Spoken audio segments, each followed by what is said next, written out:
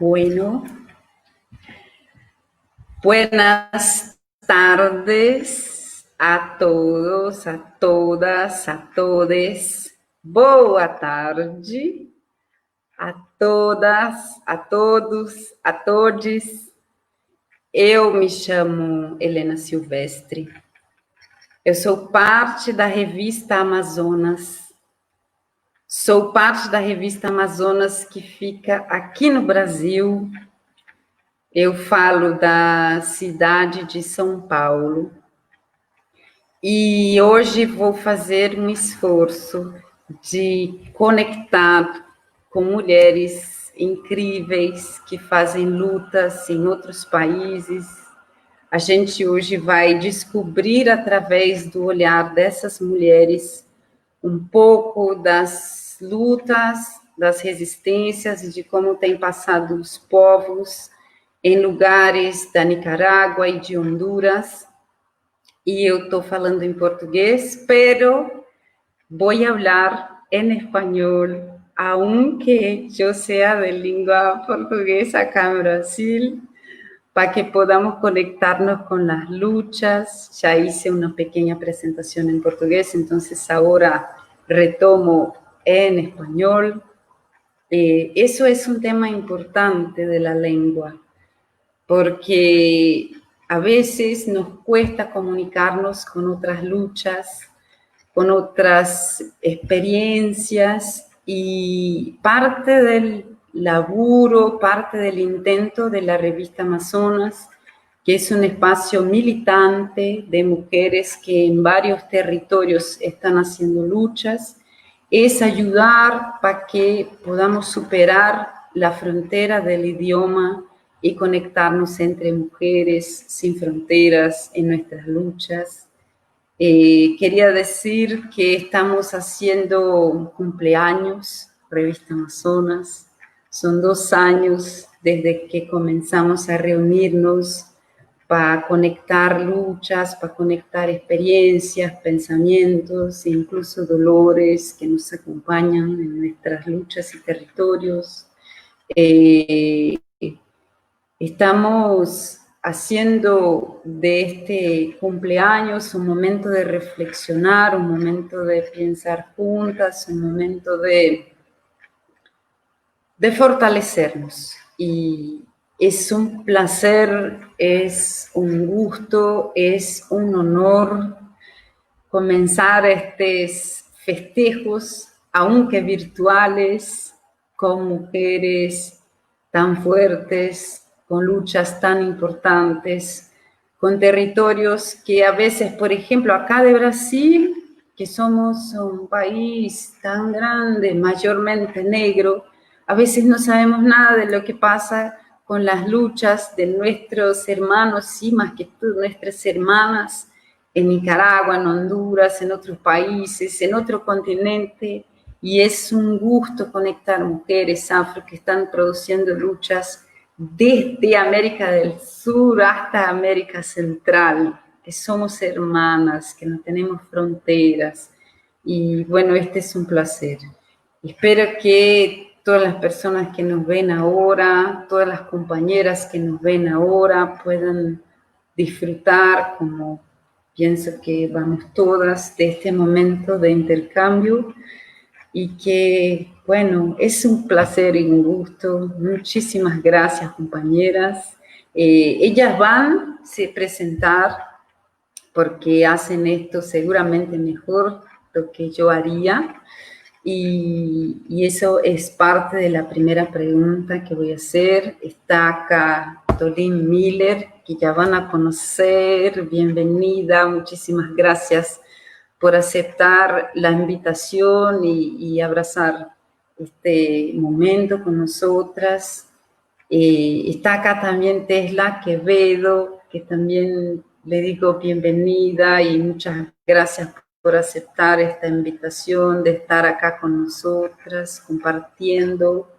Y va a estar acá con nosotras también Judith Castillo, que ahora no está acá en la en este espacio virtual de charlas, siquiera sé cómo llamar a estas interacciones virtuales que ahora nos pegan a todas, pero ella no está ahora, pero debe ser algún problema de internet, y sabemos también que las internets de nosotras en nuestros países no es fácil, en territorios pobres. Yo vivo en Brasil, soy una mujer favelada, soy una mujer afroindígena, ahí acá en la favela ya sabemos. Entonces vamos así como las compañeras que salieran, vuelven y seguimos y vamos poco a poco haciendo nuestra charla acá. Entonces así empezamos, así arrancamos. Quería, antes de hacer la pregunta, enviar un abrazo enorme a todas las mujeres que en estos 2 años escribieran para la revista Amazonas y nos brindaran con el privilegio de estar conociendo sus luchas, sus territorios. Quería enviar un abrazo y un saludo especial a las compañeras que también construyen Revista Amazonas, que hacen todo el trabajo en las redes sociales para difundir los textos, para difundir las denuncias, para invitar a que otras compañeras estén solidarias. Un abrazo especial a todas las mujeres que en estos 2 años nos ayudan con la traducción voluntaria de textos, que es un trabajo súper importante para que podamos realmente comprender lo que cuentan nuestras hermanas, a las compañeras maravillosas que están dibujando para esta revista, ilustrando estos textos con sus fotos, con sus dibujos, con sus trabajos, también expresando la fuerza de las mujeres en dar alas a nuestra imaginación rebelde, a las compañeras que editan los textos, que ayudan a mantener la página. Bueno, a todo eso, a todo este trabajo quiero agradecer mucho y enviar un saludo a todas mis hermanas. Está acá también la compañera Amanda nos ayudando en las cosas técnicas. Y también en este trabajo invisible nada funciona y somos mujeres, sabemos lo que es cuando alguien no reconoce nuestro trabajo invisible y no queremos hacer esto entre nosotros. Entonces, después de tanto hablar, que hablo un montón, quería comenzar haciendo una primera pregunta. Y bueno, coordinamos acá entre nosotras un orden de responder y vamos viendo si logramos mantener o no, a depender de que Judith logre volver a nuestra charla. Entonces, para que puedan conocer mejor estas compañeras, sus luchas, sus trayectorias, quería primero pedir que pudieran presentarse, hablando de ustedes, de sus trayectorias como mujeres, militantes, activistas en sus comunidades, que puedan hablar también de sus comunidades, de sus lugares, de su pueblo, de su lucha, de su resistencia, y compartir con nosotras ¿qué les parece hoy los desafíos también, los desafíos que enfrentamos como mujeres negras en luchas en nuestros territorios, mujeres afro, y de los papeles que ocupamos nosotras en estas luchas, en estas comunidades, en defensa de estos pueblos y territorios. A veces me sale un portuñol que mezcla un poco las cosas. Entonces, si algo no comprende, me pregunten y discúlpenme. Y bueno, para esta primera pregunta, que es una presentación de ustedes, de sus lugares, luchas y desafíos, quería pedir que primero pudiera hablar Dolín y luego vamos rotando.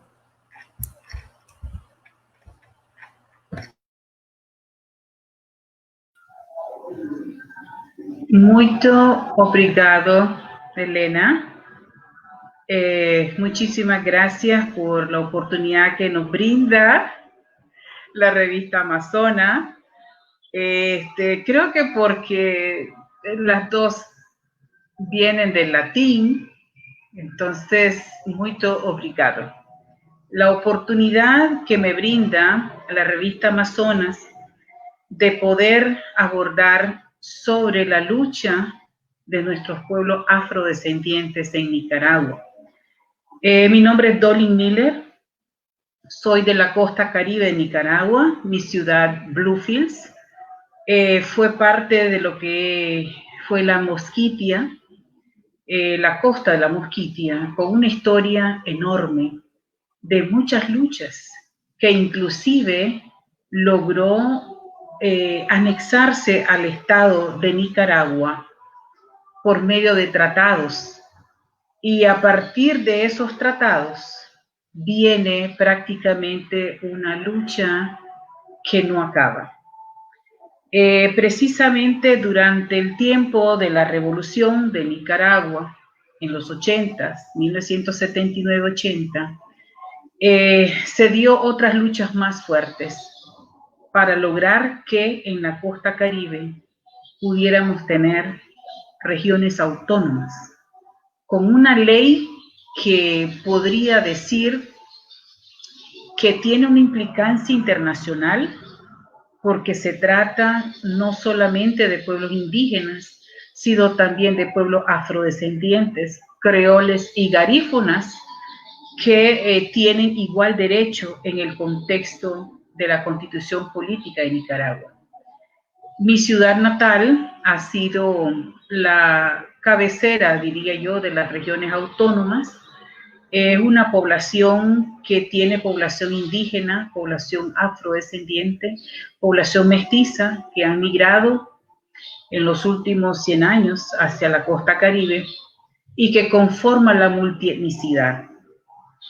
Recientemente, digo reciente, estamos hablando aproximadamente de unos 15 años, que un pueblo indígena demandó al Estado de Nicaragua para que se le reconociera sus derechos al territorio, porque en la anexión de la Mosquitia hacia Nicaragua y una parte también de la anexión de la Mosquitia hondureña hacia Honduras, se dio un contexto de derechos que el Estado de Nicaragua no había cumplido y por lo tanto la violación a los derechos humanos, la violación constante de la explotación de los recursos naturales sin que esto pudiera regresar a los dueños de los territorios, decía de que teníamos que buscar una mejor alternativa para encontrar niveles de desarrollo que pudiera ser suficiente para la población. No obstante, Nicaragua es uno de los países con menos desarrollo, ¿verdad? Creo que después de Haití o antes de Haití sigue Nicaragua en los niveles y los índices de pobreza, pero dentro de ese contexto de pobreza que tiene Nicaragua, la costa caribe, de donde provengo, pues tiene los mayores índices de pobreza. Hemos pasado por diferentes momentos bastante difíciles, una guerra civil, y hace como 2 años, en el año 2018, se ha dado un levantamiento civil en contra del gobierno actual, un gobierno que había hecho un cambio muy profundo en la sociedad nicaragüense para lograr una revolución y destituir a un dictador, pero que hoy difícilmente podemos todavía asimilar de que ese mismo partido político que derrocó a una dictadura hoy se instala con una nueva dictadura multiplicado por 100. ¿Y por qué decimos de esta manera? Porque en la lucha cívica, a partir de abril 2018, también se reflejaron las violaciones que han sido ancestrales de los pueblos indígenas y afrodescendientes, a tal punto que prácticamente hemos estado sufriendo incursiones, decimos nosotros, de colonos, pero son personas que provienen del interior del país hacia las regiones autónomas para desplazar a los pueblos indígenas y afrodescendientes de sus territorios comunales, que son reconocidos en la Constitución política, y por una ley se ha logrado establecer esos derechos constitucionales. Mas, sin embargo, el Estado no ha hecho nada para evitar de que continúen con los asesinatos, con las violaciones, con las usurpaciones de los territorios, con la explotación de los recursos, y que gradualmente nos obliga a asumir una posición de defensoría de nuestros derechos humanos, de nuestros derechos constitucionales, del derecho a la libre expresión, del derecho a poder definir el tipo de desarrollo que tenemos, porque de alguna manera, aunque el Estado dice de que han logrado abrir estos espacios para reconocer estos derechos, realmente no se ven.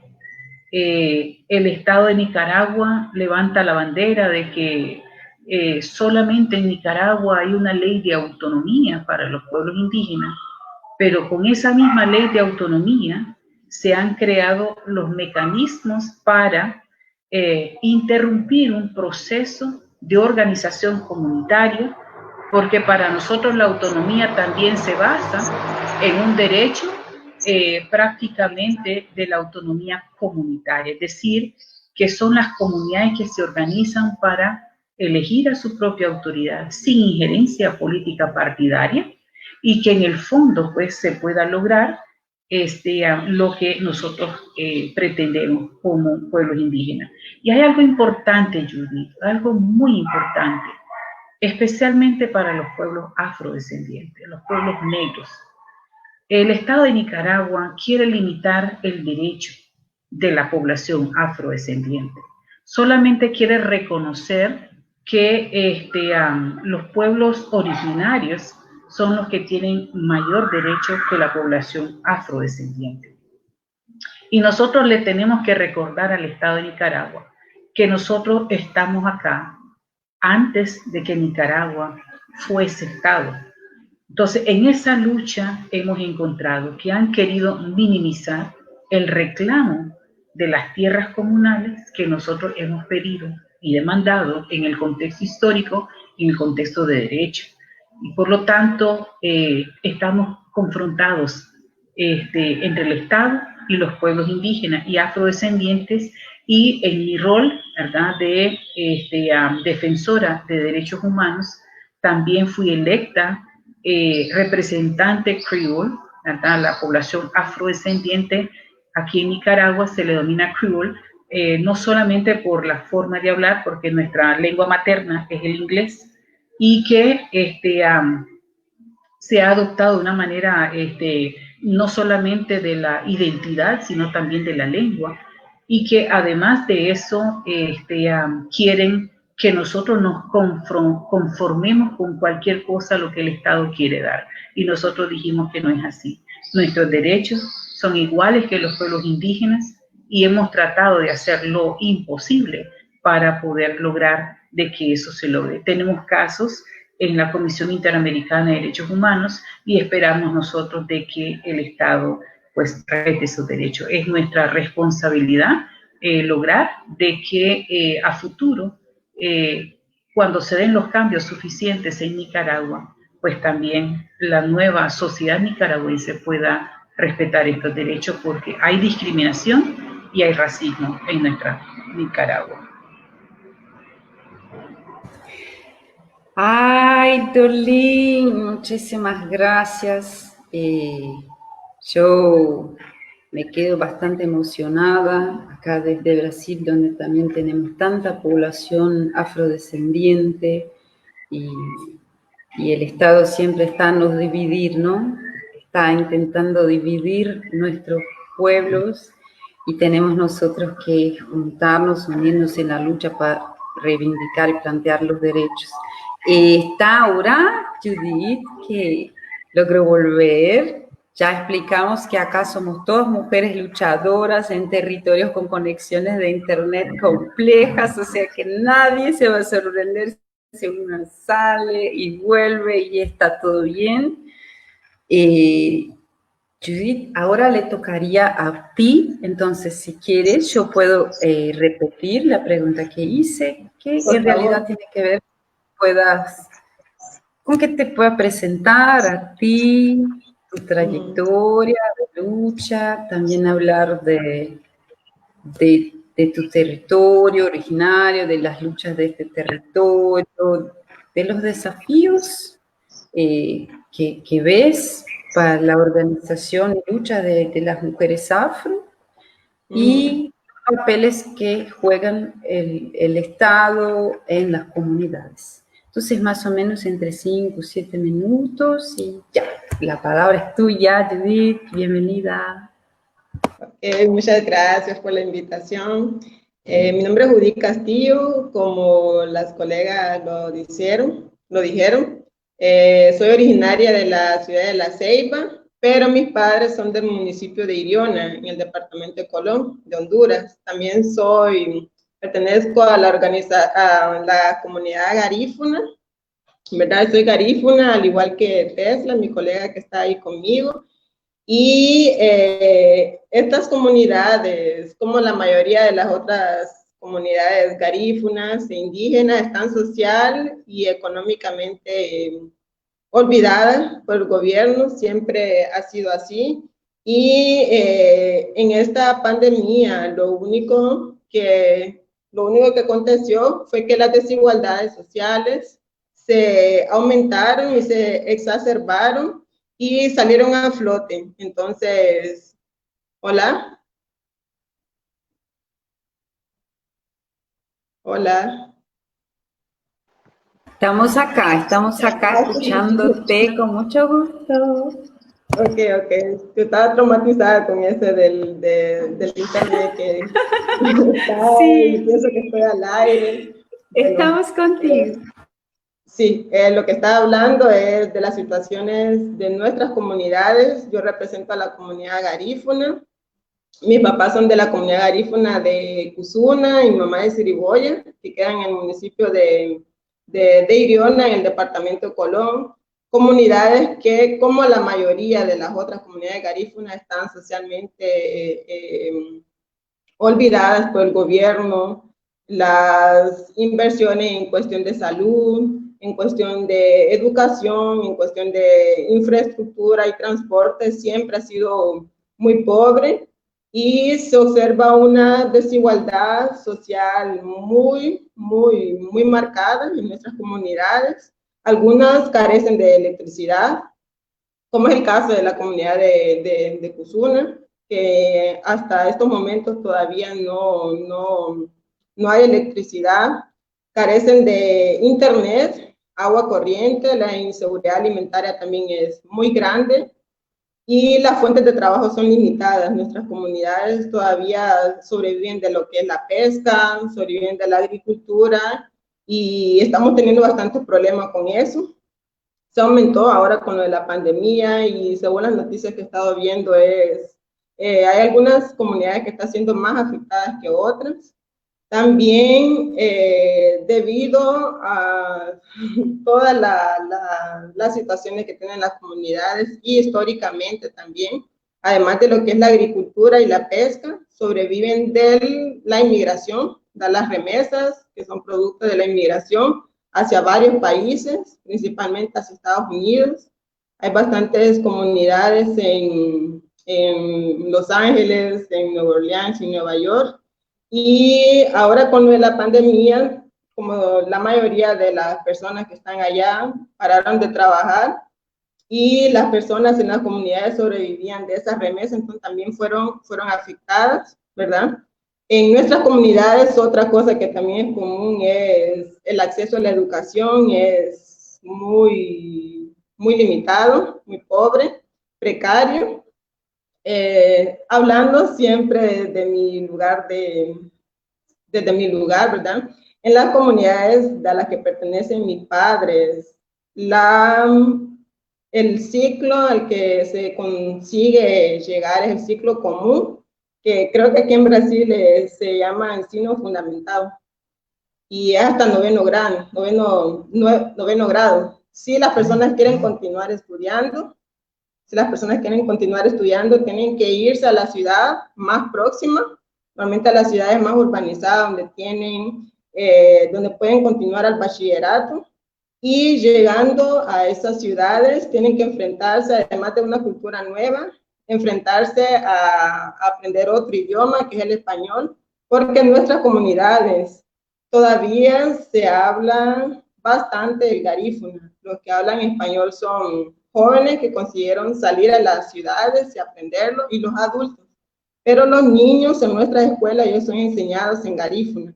Entonces, si quieren continuar estudiando, tienen que ir a las ciudades, y en las ciudades se habla español, y eso hace que se obstaculice, ¿verdad?, el acceso de ellos a la educación, porque quieren salir, quieren estudiar, pero se enfrentan a una barrera que es el idioma.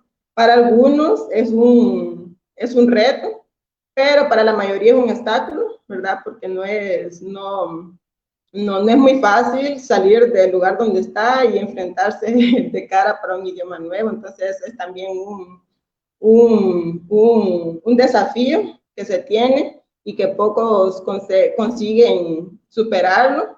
Y en relación a lo de la salud, que creo que es un tema muy, muy fuerte ahora, históricamente nuestras poblaciones se encuentran más vulnerables, se han encontrado más vulnerables, se han enfrentado a lo que es la segregación y a la falta de inversión en la área médica. Tenemos un acceso muy deficiente, una infraestructura muy corta, desabastecida, poco personal de salud. En el caso de mi comunidad, tenemos un centro de salud que atiende a una comunidad muy grande, aproximadamente 1,000 personas. Ese centro de salud, la infraestructura es escasa, la mayor parte del tiempo está desabastecido.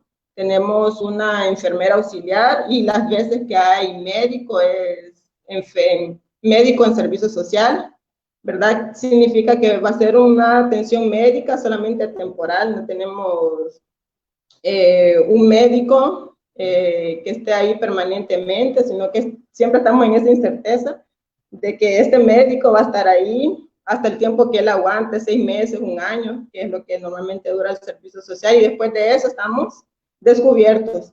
Entonces, también tenemos otro factor, ¿verdad? Aparte que tenemos pocos centros de salud, en el caso de mi comunidad tenemos solamente un centro de salud, los hospitales están lejos y las carreteras no son de muy buena calidad. El hospital más cerca de la comunidad donde es mi familia y donde donde está la mayor parte de mi familia, el hospital más cerca queda a 4 horas en época de verano. Y si sumamos eso a todos los otros factores que también ya mencioné, podemos ver que podemos sacar nuestras propias conclusiones y saber por qué muchas veces nuestra población no tiene acceso a lo que son los servicios de salud, o no buscan los servicios de salud porque quedan muy, muy distantes o muy inaccesibles. Y todo eso son barreras, ¿verdad?, geográficas. Todo, cuando juntamos lo que es la distancia, las localidades rurales o las aldeas muy, muy lejos de los servicios de salud. Las barreras también económicas, como ser la pobreza, los costos del transporte, porque para transportarse a las ciudades, si no es por bus, si no está disponible el bus, que está con muy poca frecuencia, entonces tienen que pagar carro particular.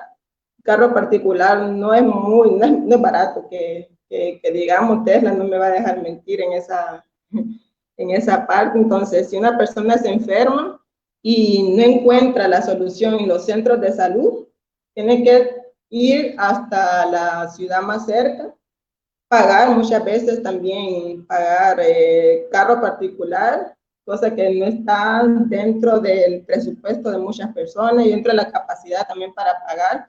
Y eso va a hacer que en caso que una persona se enferme de forma grave o que necesite una atención médica especializada, va a ser difícil, ¿verdad?, obtener esa atención. Y estuve leyendo el caso en esta semana de un hermano de la comunidad Mixquita, ¿verdad? Que él está enfermo, se contagió de lo que es el coronavirus 19 y tenían que transportarlo a un hospital donde estuvieran dando la atención a los pacientes infectados por coronavirus. Y para transportarlos hacia esa ciudad tenía que ser de helicóptero. Sabemos que va a ser difícil de acontecer. Esperemos que lo hayan resuelto esa parte, pero eso solamente es para contextualizar lo que son las situaciones de nuestras comunidades, cómo se encuentran nuestras comunidades y cómo el coronavirus vino a exacerbar esas desigualdades sociales y la mayoría de las veces agravarlas también. Oye, Judith, muchísimas gracias. Creo que esta presentación es súper importante porque sabemos tan poco y a la vez cuando escuchamos no reconocemos tanto en esta manera en que los estados varios tratan a nuestra gente afro en nuestros territorios. Pero seguimos porque tenemos acá también la contribución que nos va a traer Tesla Quevedo, que también se va a presentar sus territorios, sus luchas, los desafíos que ve para nosotras y nuestro papel. Muchísimas gracias, Tesla, también por brindarnos con su presencia. La palabra es tuya. Muchísimas gracias a ustedes, Elena. Gracias a la revista Amazonas por este espacio. Es un honor compartir con ustedes para poder conversar un poco sobre este tema tan importante para las mujeres afrodescendientes, para las mujeres indígenas alrededor del mundo. Cuando se comunicaron conmigo a través de Judith para poder participar en este espacio, realmente me sentí honrada porque es una oportunidad para poder plantear aspectos que debemos seguir mencionando, de los cuales debemos seguir hablando. No debemos callar más esta situación que pasan las mujeres en nuestros territorios. En el caso de Honduras, yo estoy hablándoles de Honduras, mi nombre es Tesla Quevedo, soy garífuna, afrodescendiente garífuna, y soy de una comunidad de las 47 comunidades garífunas que hay en Honduras. Soy de una que se llama Sangrelaya. En Honduras, los garífunas tenemos ya 223 años de presencia registrada. Estamos en 5 de los departamentos del país y hay 47 comunidades también registradas.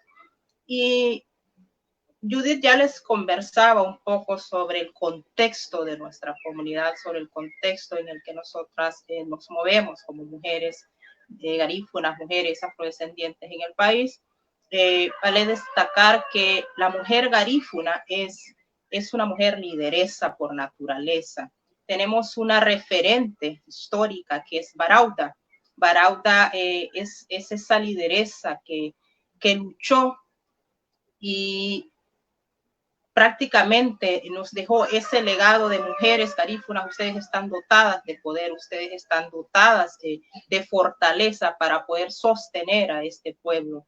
En ese sentido, quiero contarles que el pueblo garífuna, la familia garífuna es matriarcal.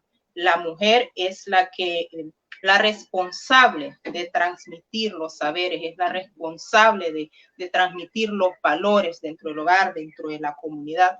La mujer ocupa un lugar especial, un lugar de poder, una posición desde la cual ella constantemente es la que asegura la persistencia, es la que asegura prácticamente la vida del pueblo garífuna como tal. Es por eso que la lucha de la mujer garífuna, la lucha del pueblo garífuna tiene rostro de mujer, precisamente por eso. Ustedes habrán escuchado, estoy segura, de Miriam Miranda, que lidera desde la Organización Fraternal Negra Hondureña una lucha para rescatar y resguardar nuestros territorios que cada día que pasa son más apetecidos por el opresor, son más apetecidos por el Estado incluso, para proyectos que no son inclusivos, para proyectos que son lesivos para el pueblo garífuna. En ese sentido, las mujeres están frente a esta lucha. También habrán escuchado de de una hermana indígena que incluso ofrendó su vida en medio de esa lucha, Berta Cáceres, que la recordamos con mucho respeto y con mucha honra. Entonces, la mujer garífuna actualmente es la que está cargando con ese peso de tener que dar la cara, de tener que respaldar, de tener que apoyar a nuestros hermanos hombres, incluso en tener que resistir. Esa resistencia, esa lucha del pueblo tiene rostro de mujer, y en Honduras las mujeres están luchando por sus territorios, están luchando por la inclusión, están luchando por el reconocimiento. Tenemos condiciones precarias en el sistema de salud, en el sistema de educación, en nuestras comunidades, y las mujeres estamos de frente tratando de poder darle una vida digna, pero sobre todo tratando de resguardar lo que nos pertenece, porque la lucha sobre los recursos, por los recursos naturales, por la preservación de nuestros recursos naturales, no es una lucha fácil, es una lucha que viene a través de los años y es una lucha que hasta hoy hemos podido librar. El pueblo garífuna, la mujer negra, resiste en esa lucha día a día, y es un trabajo bastante arduo que se está haciendo. Hay muchos desafíos. Ya habían desafíos antes del COVID-19. De hecho, en este espacio podríamos hablar precisamente de eso. Antes del COVID-19, actualmente estamos enfrentando muchos desafíos más, tomando en cuenta este contexto, esta nueva realidad. Ahora también tenemos que empezar a hablar de una agenda post-COVID.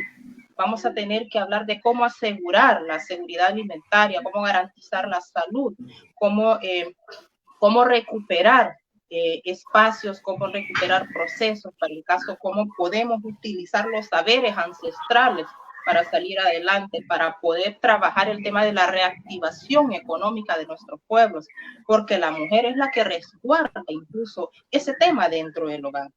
La mujer negra dentro del pueblo garífuna es quien administra los bienes de la familia, quien administra los bienes comunitarios. Estamos en este momento inmersos en una crisis que claramente nos va a dejar problemas serios en términos de la economía, en términos de la salud, etcétera, etcétera. Entonces tenemos también que empezar a poner en nuestras agendas como mujeres, dentro de esta misma lucha, algunas estrategias post-COVID. ¿Qué vamos a hacer? ¿Cómo vamos a reactivar la economía? ¿Cómo vamos a trabajar el tema de la salud?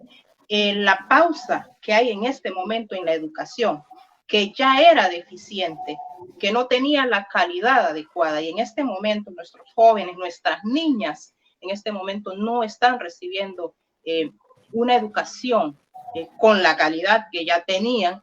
Entonces, en este momento hay una pausa, hay una brecha. ¿Cómo vamos a responder a eso desde la comunidad? ¿Y cómo vamos a exigir que el Estado también haga lo que le compete?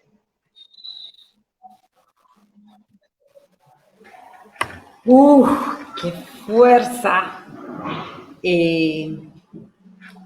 Bueno, es increíble lo que cuentan. Creo que nosotras las que escuchamos vamos conociendo y nos acercando un poquito más de estos territorios, aunque físicamente alejadas, pero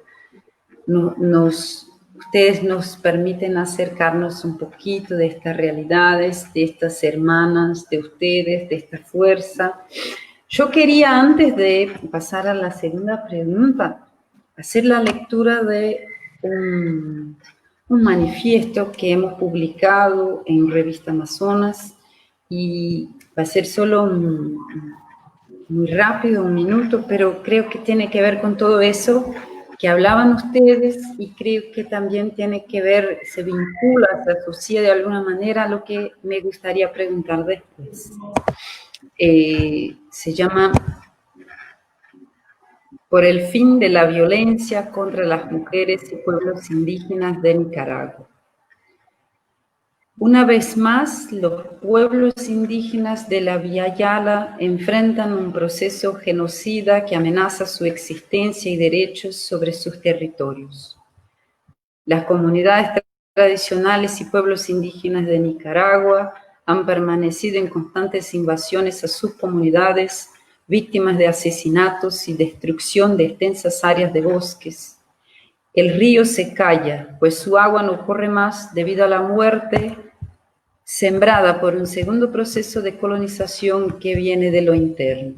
pues la violencia es perpetrada por grupos de colonos armados procedentes del Pacífico de Nicaragua, así como megaproyectos y empresas extractivistas que destruyen los bosques, lugares sagrados donde habitan física y espiritualmente los pueblos originarios de América. En el mes de enero de 2020, un grupo de 80 hombres armados invadieron la comunidad de Alal, perteneciente al pueblo indígena Mayagna. Esta comunidad se localiza en la Reserva de la Biosfera de Bosagua, declarada Patrimonio de la UNESCO en 97. Durante la invasión fueron asesinadas 6 personas y 10 fueron desaparecidas. Marconi Jarquín, sobreviviente a este ataque a su pueblo, quedó parapléjico como consecuencia de la violencia que son sometidas y sometidos hombres y mujeres originarios en Nicaragua. En el mes de marzo del año en curso, fueron asesinados Dunis Rodolfo Morales, de 28 años, Mencho Bendlis, de 29 años, y Nildo Dolores Gómez, de 30 años, de la comunidad mayagna de Huasaquín.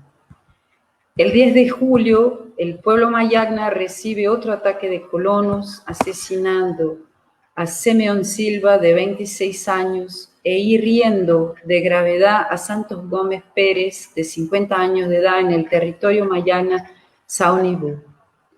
Las mujeres también son víctimas de la violencia machista que se expresa en los sistemas de dominación patriarcal y colonial, pues como María Mies señala, el cuerpo de las mujeres es objeto de una tercera colonización junto con los estados colonizados y el sometimiento a la naturaleza. En este sentido, denunciamos la violencia que dejó marcas en el cuerpo de Diajaira Locayo Wislow, mujer joven del pueblo Misquitu, herida de bala en el rostro mientras se bañaba en un río con otras personas de su pueblo. El ataque se dio durante el mes de febrero de 2020. El 14 de julio fue secuestrada también por colonos la joven de 16 años de edad, María del Carmen Taylor Ingram, de la comunidad Sanilaya, territorio Tui Yabra, en el Caribe norte de Nicaragua. Desde el colectivo de mujeres de Revista Amazonas y colectivos de mujeres de toda América, nos pronunciamos contra los asesinatos a nuestros pueblos originarios que luchan y resisten hace más de 500 años. Los ataques a estos pueblos expresan la reproducción profunda del racismo, patriarcado y el colonialismo interno que cobra vidas en Nicaragua, donde estas mujeres han sido silenciadas por décadas. Hacemos un llamado a la comunidad internacional, movimientos de mujeres y colectivos a posicionarnos contra estas muertes y violaciones de derechos que suceden en Nicaragua y en el resto de América. Exigimos al gobierno de Nicaragua aceptar acciones que protejan la vida de los pueblos tradicionales y detener el silenciamiento de estos asesinatos. Exigimos respeto a los territorios indígenas y comunidades tradicionales. Ni la tierra ni las mujeres somos territorio de conquista. Yo leo esto no más que para recuperar de alguna manera lo que ya decían ustedes con mucho más propiedad y riqueza de detalles, que ha sido el papel de los estados colonizadores en nuestros territorios originarios de pueblos indígenas o originarios también de pueblos afro, que en comunidades afro igualmente luchan por sus territorios, por el reconocimiento que es derecho de nuestros pueblos y de estas mujeres que son, como decía Tesla, la línea de frente de defender la vida de pueblos y comunidades enteras que el Estado insiste en violar. Eso es impresionante pensar que el Estado, a la vez de nos de se materializar a nosotras como derechos, más que todo se materializa como esta fuerza violenta y a la vez también colonizadora, lo que conecta con lo que decía Judith de la lengua, con lo que conecta con lo que decía Tesla de la imposición de un sistema patriarcal a comunidades que son tradicionalmente matriarcales, con lo que decía Dolin, haciendo el contexto histórico de que no es de ahora, sino que atravesamos estas violencias hace mucho tiempo. Y así, con este Estado que se materializa de esta manera a nuestros pueblos y a nuestras comunidades, acá también en Brasil no es distinto, estamos en favelas que no tienen agua, donde se asesinan nuestros jóvenes, donde las casas son insalubres, donde se vive con mucha dificultad también, y donde las mujeres, una vez más, son línea de frente en defender su gente, sus territorios y mantener vivas comunidades enteras. Me parece que en este contexto de un Estado así, termina por ser las propias comunidades a organizarse para defenderse en el medio de esta pandemia, ¿no? Hemos visto varias acciones y la gente misma organizándose para intentar proteger su gente, proteger su pueblo, mantener la vida, o sea, como una autoorganización comunitaria que va pasando. Y ahí entonces es la pregunta segunda que me gustaría hacer, que es pensar que nos cuenten un poco de qué acciones, de qué cosas están pasando en estos términos de acciones de las comunidades para lidiar con la pandemia. Y también pensar qué papel tienen ahí las mujeres en estas acciones y si sigue en este momento de pandemia la usurpación de nuestros territorios. Ya me imagino la respuesta, pero creo que sería muy importante poder hablar un poquito de esto también, en el sentido de contextualizar en contra de qué, porque luchamos como comunidades pobres autoorganizadas, luchamos contra toda la injusticia que nos atraviesa hace 500 años y ahora luchamos también en contra del virus, del hambre, de la falta de sueldo, de todo eso. Entonces, ¿cómo ven el mantenimiento de la usurpación en nuestros territorios y a la vez qué papel, qué acciones organizan las comunidades para defenderse y qué papel tienen ahí las mujeres? Ahora quería proponer que el orden fuera primero Judith, después Tesla y al final Dolin. ¿Puede ser? Entonces ahora, Judith, la palabra es tuya.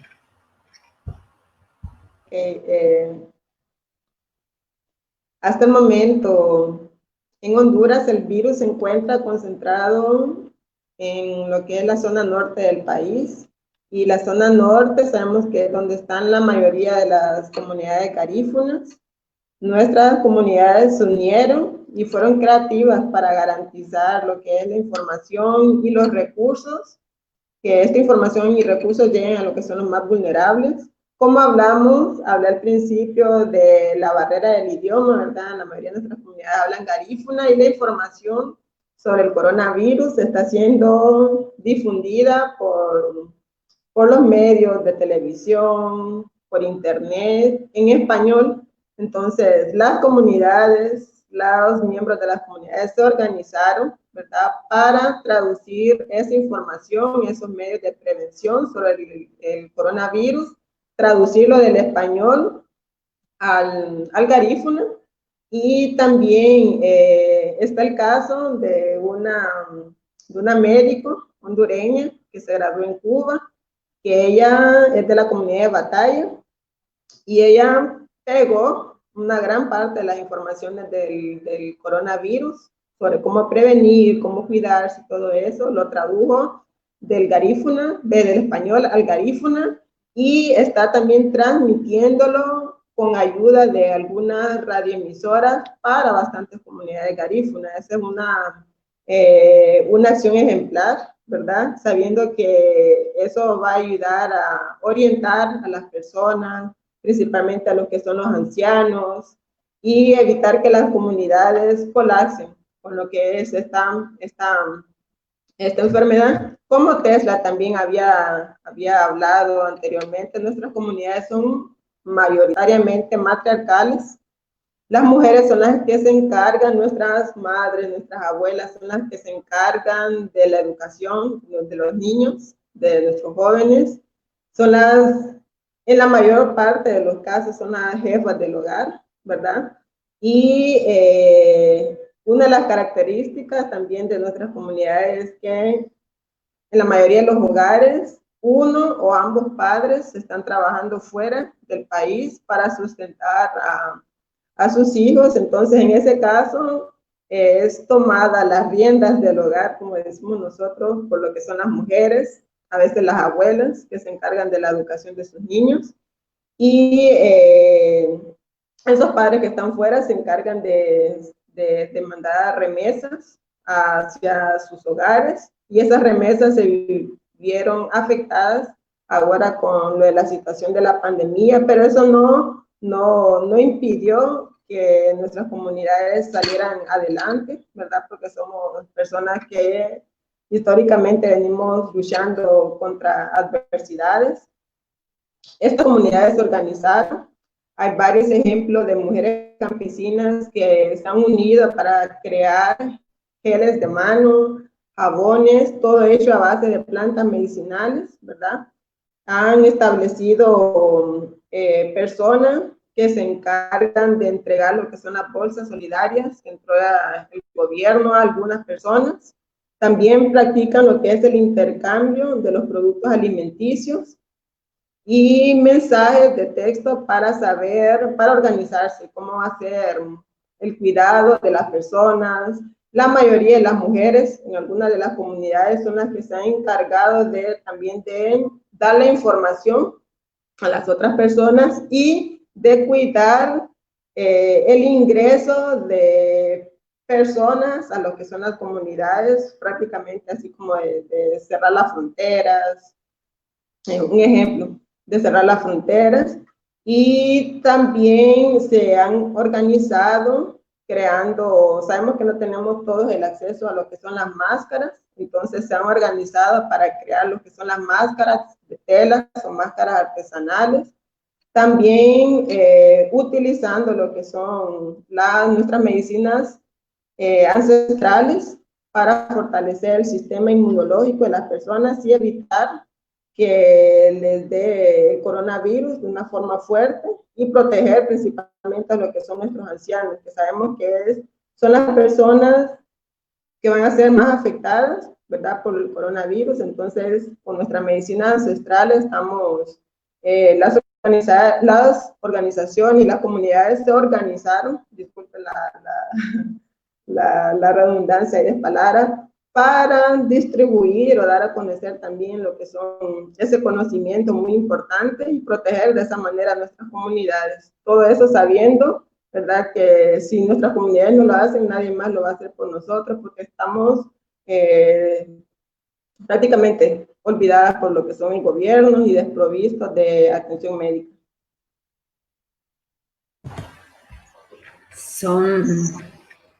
Son muchas acciones que hacemos con tan poco, ¿no? Nuestros pueblos hacen mucho con tan poco. Y Tesla, cuéntanos un poquito vos también.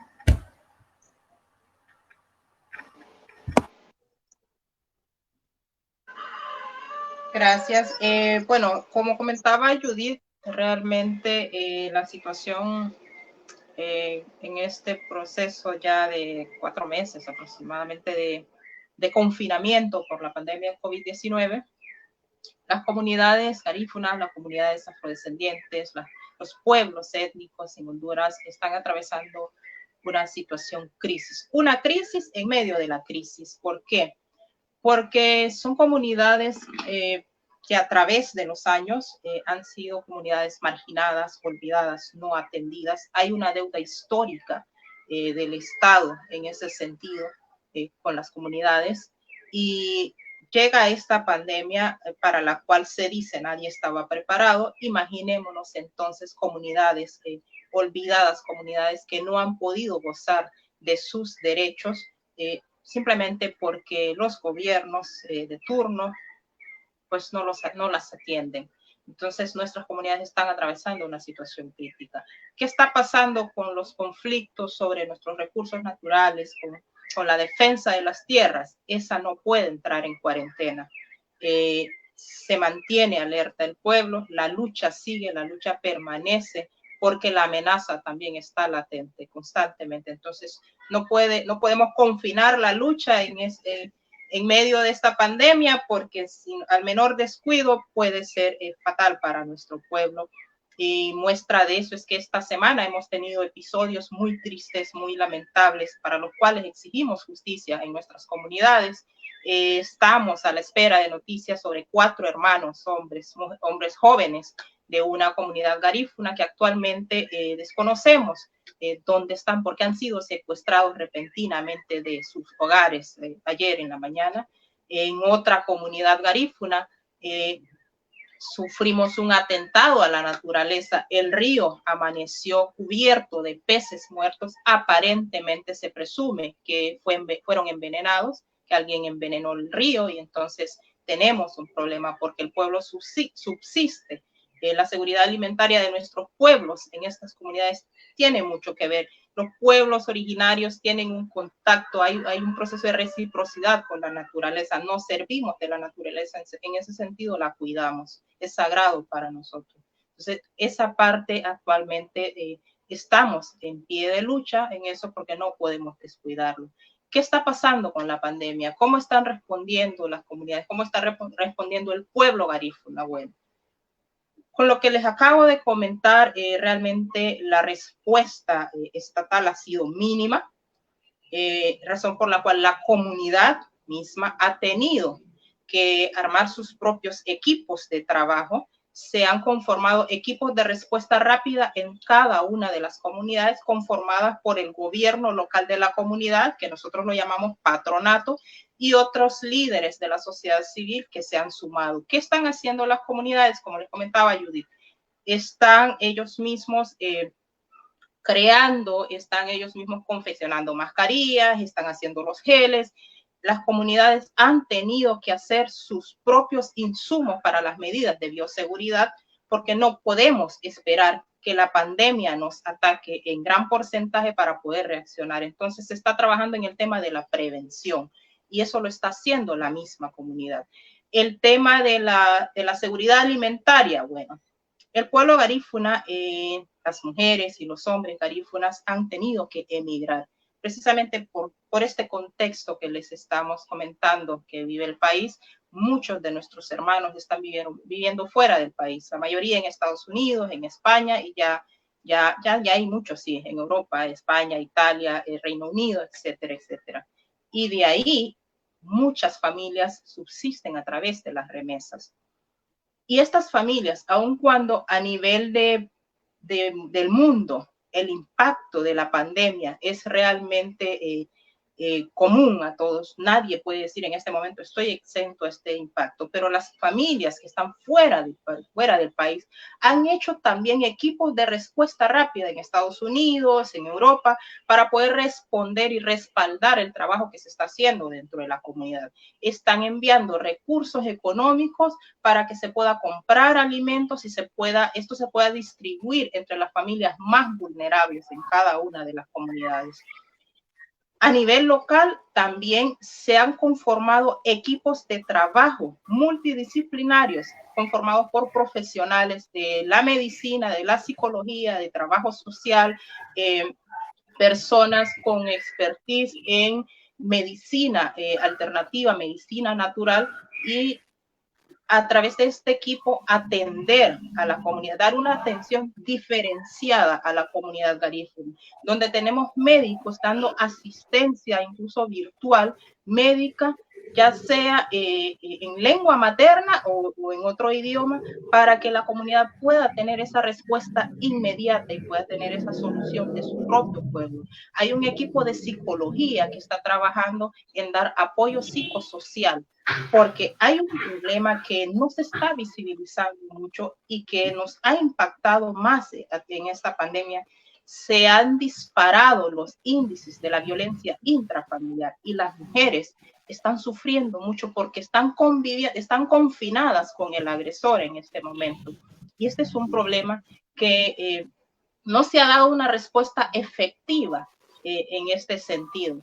Por eso nosotros recibimos constantemente, para el caso en las líneas de atención psicológica, llamadas de mujeres que están pasando por esta situación.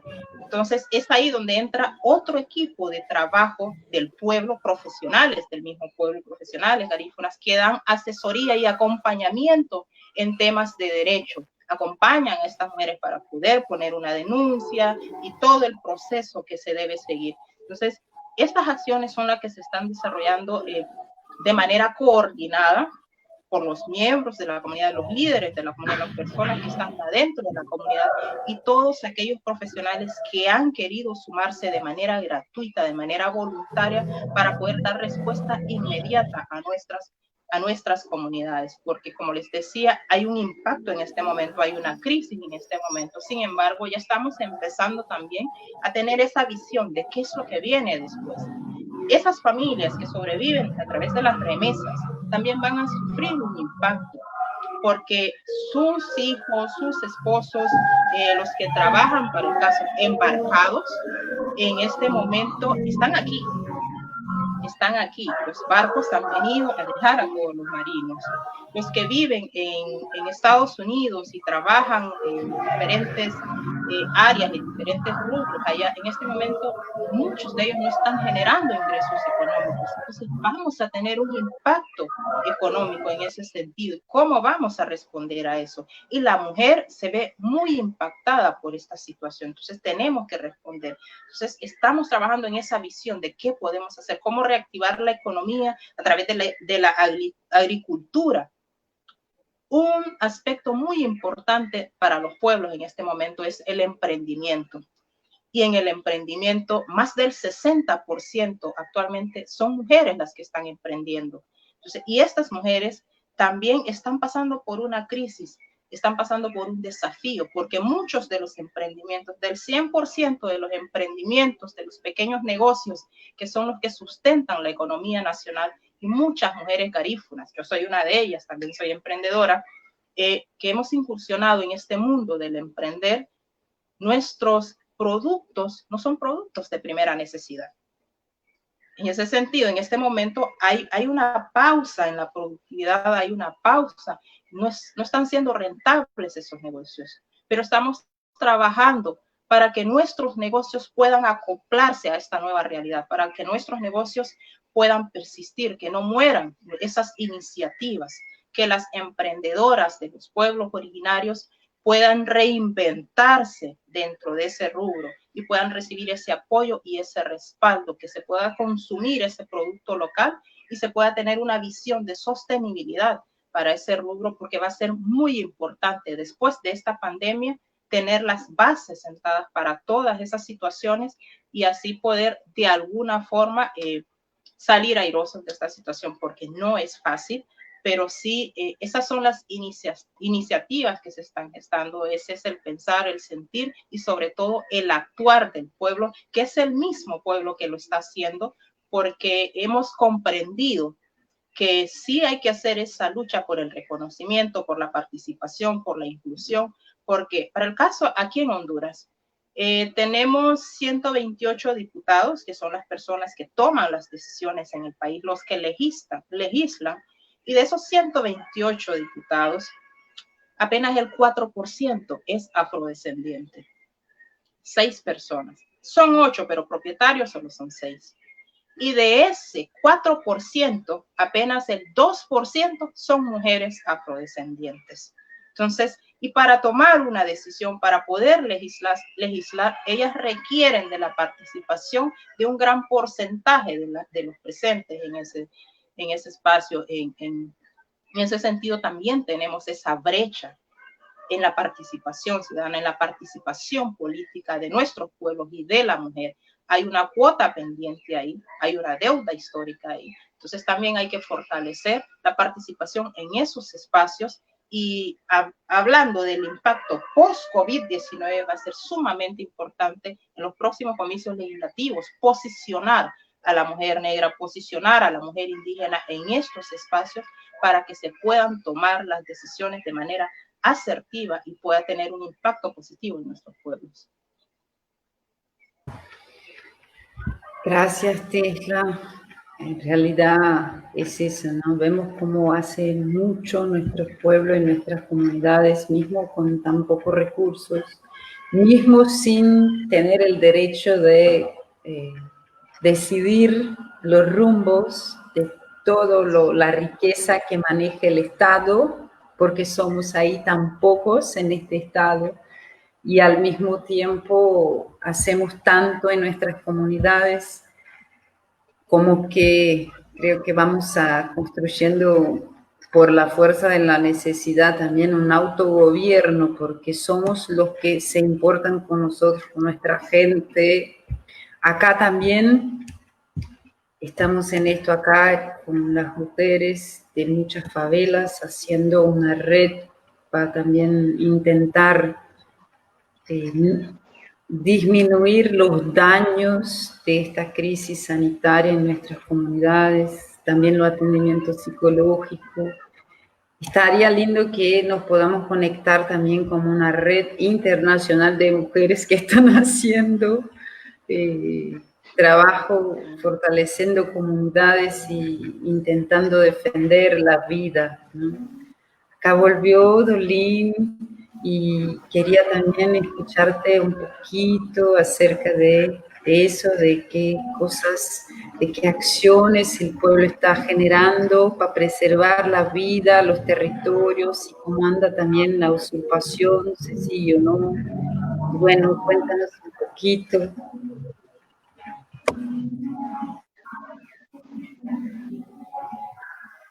¿Se me escucha?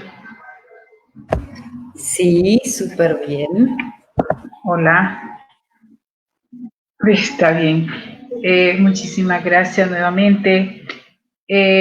Bueno, hablar de la pandemia en Nicaragua es algo que nos llena de tristeza, porque fue una situación muy difícil encontrar a un gobierno que no ha querido reconocer su responsabilidad para resguardar la vida de la población.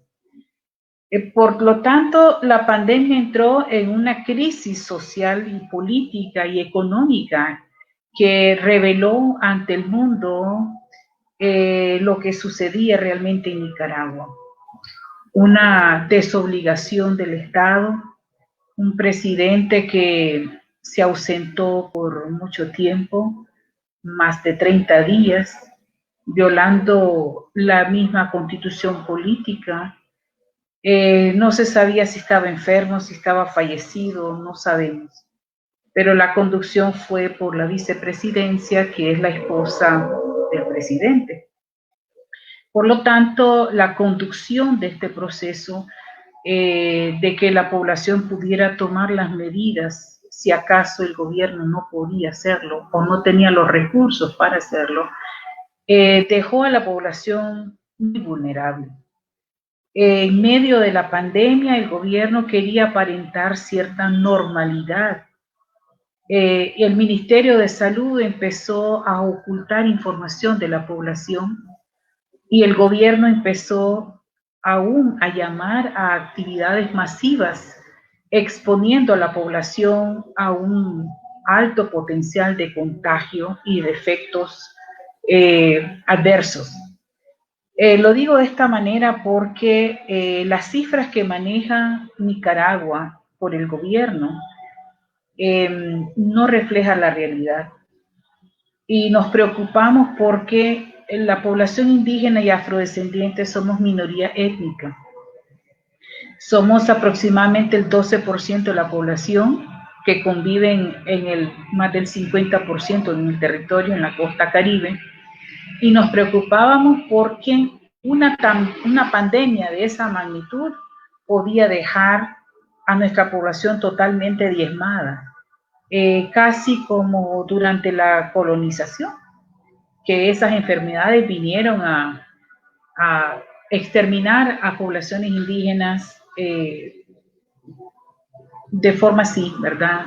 No acostumbrado a estos tipos de enfermedades, no había conocimiento sobre cómo tratar estas enfermedades.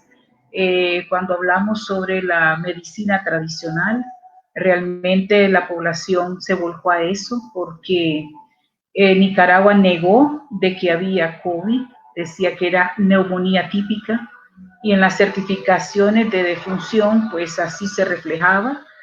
Y la población que no sabía cómo manejar la situación, muchos de ellos fueron expuestos de manera innecesaria. La cantidad de población que una organización independiente pues maneja está por arriba de los 8.000 casos y de fallecidos aproximadamente 2.500 casos. Contra lo que dice el gobierno, que son 3.000 casos y que solamente hay 99 fallecidos. Entonces, esa gran diferencia confundió a la población.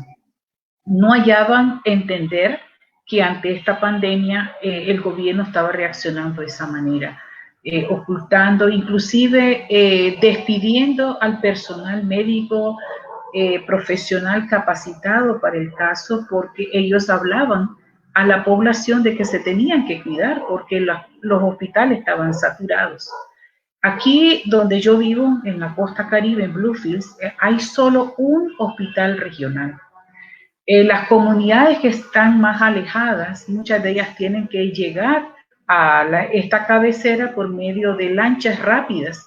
Y digo lanchas rápidas que se dilatan 4, 5, 6 horas. Y son lanchas rápidas. Imagínense que en una lancha lenta, estamos hablando de casi 2 días, 3 días. Para esa fecha, pues ya la población se muere. Ante esta situación, las comunidades indígenas y afrodescendientes empezamos a dar la alarma. Y eso provocó una reacción del gobierno hacia la población que decía de que no podíamos esperar de que el gobierno pues se sincere con la población, que nos diga que estamos en una pandemia y aquí pues salvarse el quien se pueda salvar. Por lo tanto, recurrimos también a la medicina tradicional. Decíamos, ¿verdad? Todas las hierbas necesarias, todos los tubérculos, todas las hojas, todo lo que significaba pues este tipo de enfermedad que parecía que así se podía atender en los primeros momentos, uno pudiera pues tener esa posibilidad de sobrevivir.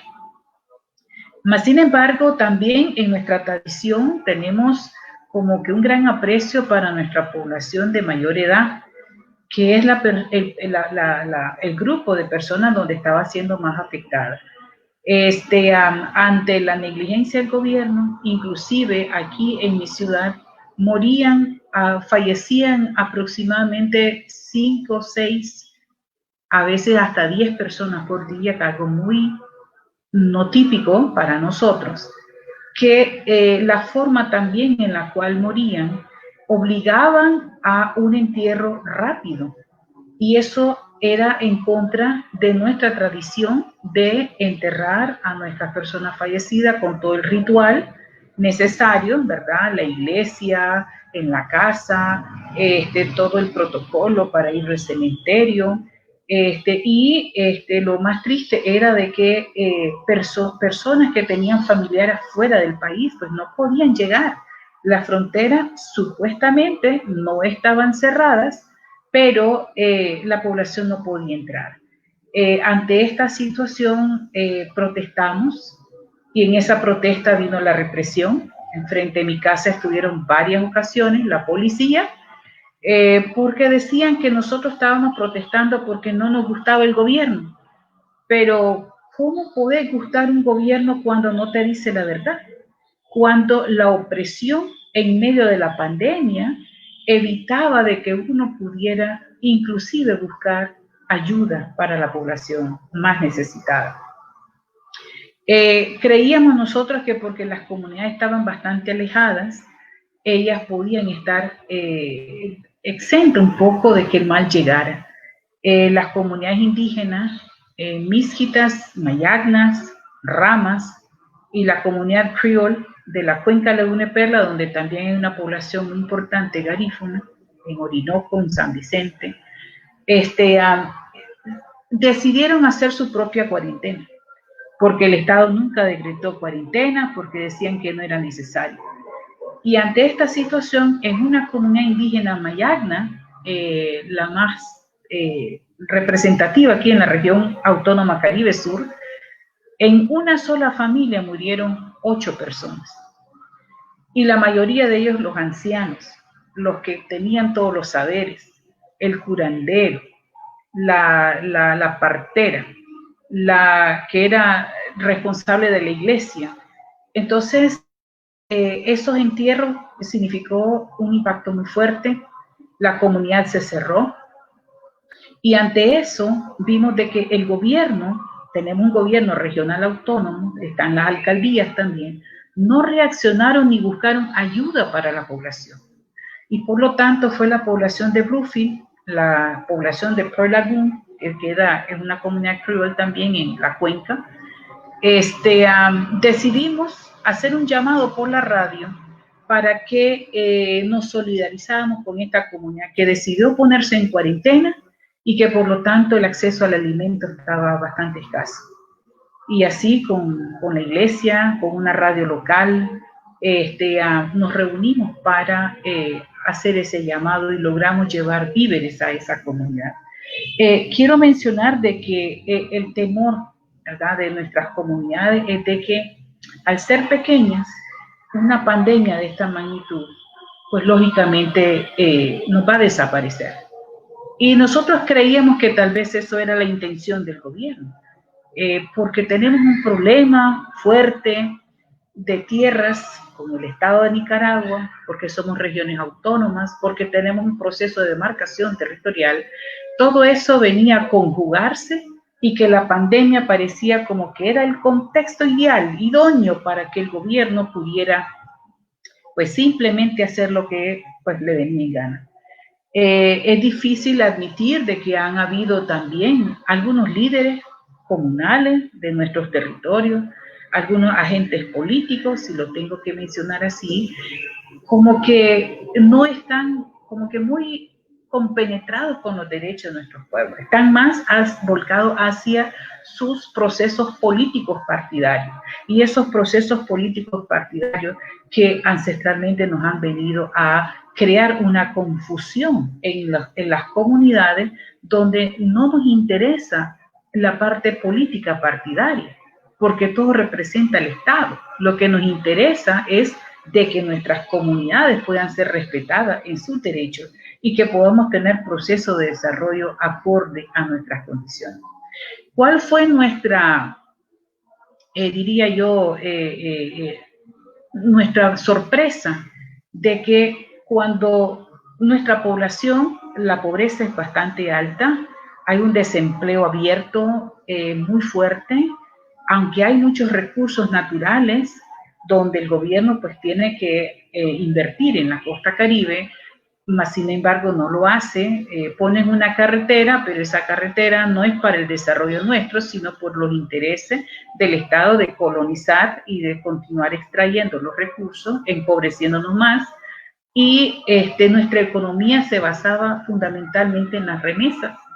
Esas remesas que ahora estaban prácticamente frenadas porque ya la industria del turismo a nivel de cruceros estaba paralizada. Había una población muy importante que también en las islas del Caribe, porque tenemos un nexo muy fuerte con las islas del Caribe, especialmente la isla de Gran Caimán, con Jamaica, con San Andrés, con Limón también, con La Ceiba, con Belice, ha sido nuestra tradicional relación de pueblos indígenas y afrodescendientes, y esa población, al no poder enviar sus remesas a casa y al no poder entrar al país, como que venía a chocar también fuertemente y nos pone a pensar, bueno, ¿cuál va a ser nuestro proceso de desarrollo económico? Por eso me identifico tanto con Tesla cuando ella habla, bueno, y ahora, ¿cuál va a ser la economía?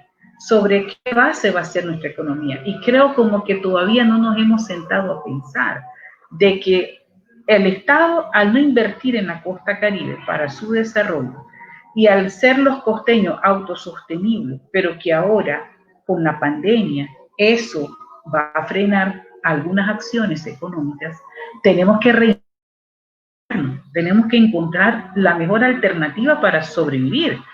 Porque imagínense que ahora Nicaragua, al haber dicho que no había COVID, que la gente no moría por COVID, ahora quiere cobrar $150 por cada prueba que las personas tienen que hacerse si van a salir del país.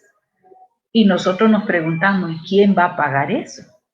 Eso pareciera que fuera o el costo de una visa a Estados Unidos o el costo de un pasaje aéreo a Costa Rica, donde hay una población nicaragüense considerable que está en ese hermano país donde realmente han tenido que huir para proteger sus vidas, pero que también significa un peso, una carga para el Estado costarricense, y que es necesario que nosotros podamos tener unas mejores condiciones de vida para que ellos puedan regresar a producir.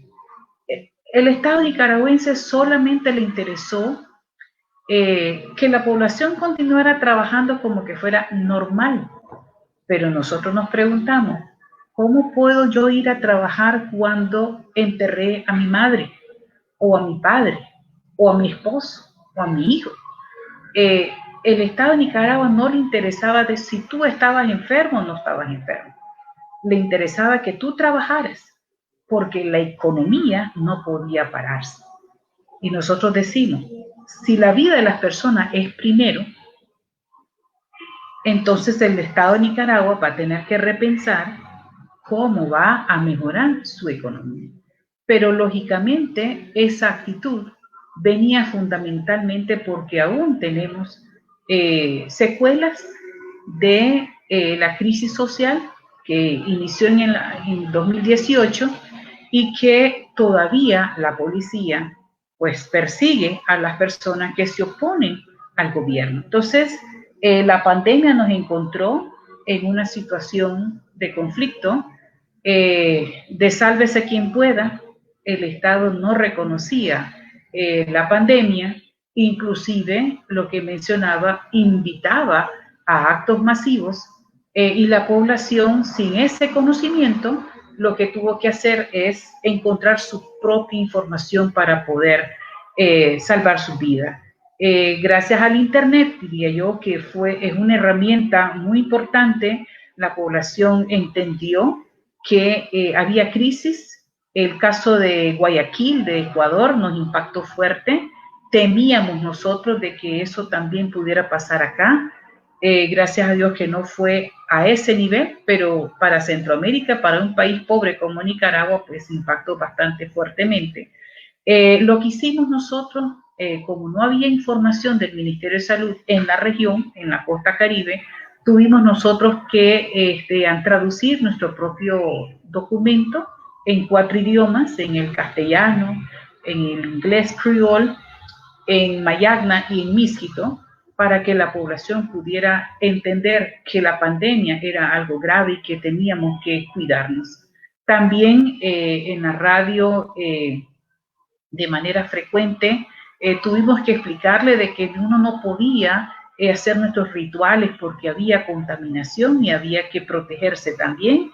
Y uno queda como con el sentimiento de culpa, ¿verdad? Yo soy psicóloga, y la verdad he visto a muchas personas entrar en una fase bastante de crisis, porque del hospital al cementerio, sin ni siquiera una oración, eso no era muy fácil de digerir.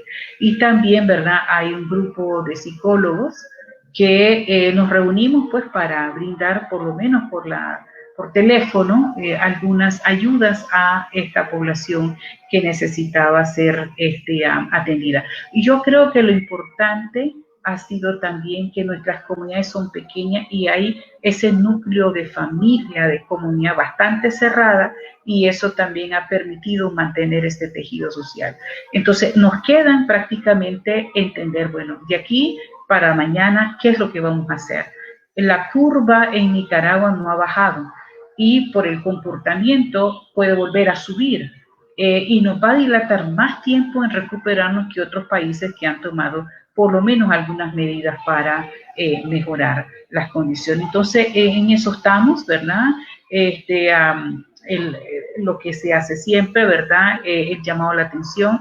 Hay algunas personas que todavía no han comprendido, o es para mí un efecto de negación. No quieren entender de que la pandemia existe y por lo tanto vemos que todavía caminan sin mascarilla, no se lavan las manos, no hacen distanciamiento ni cuarentena. Entonces, nos hace falta mucho la parte educativa y de que el Estado, si hubiera sido más responsable, las personas tendrían mayor conciencia sobre la problemática y, lógicamente, también habría mayor seguridad, ¿verdad?, para la población.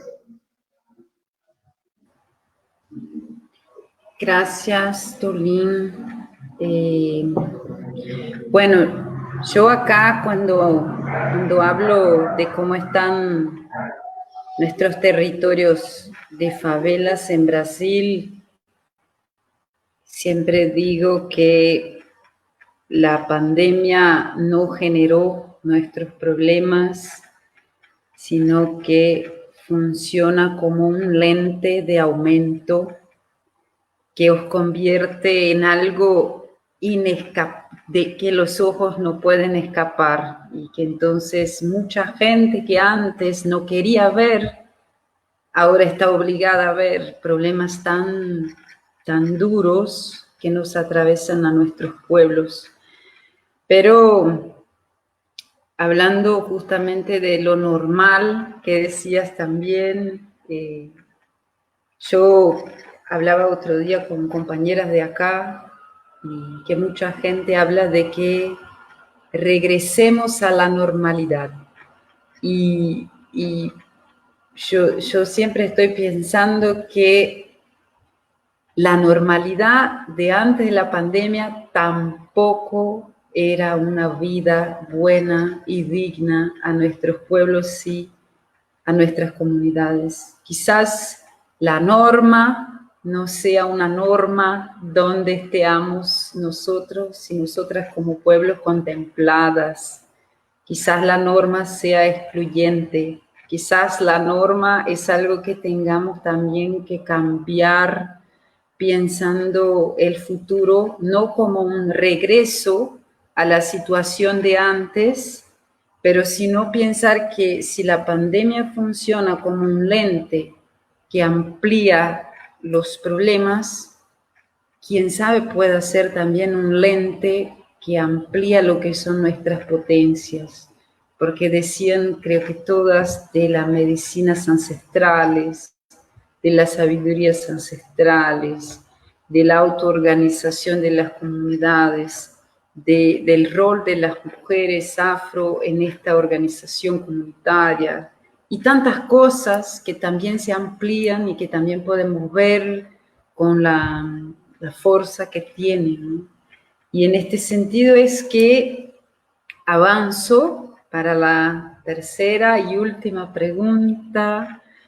Podríamos quedarnos acá escuchándolas mucho más tiempo, porque todo lo que nos cuentan es muy importante como denuncia de las situaciones, pero también como anuncio de prácticas, de activismos, de militancias que generan esperanza, que generan perspectivas, que generan quizás caminos para nuestros pueblos, como decía Tesla, para una agenda post-pandemia, para no regresar a la vieja normalidad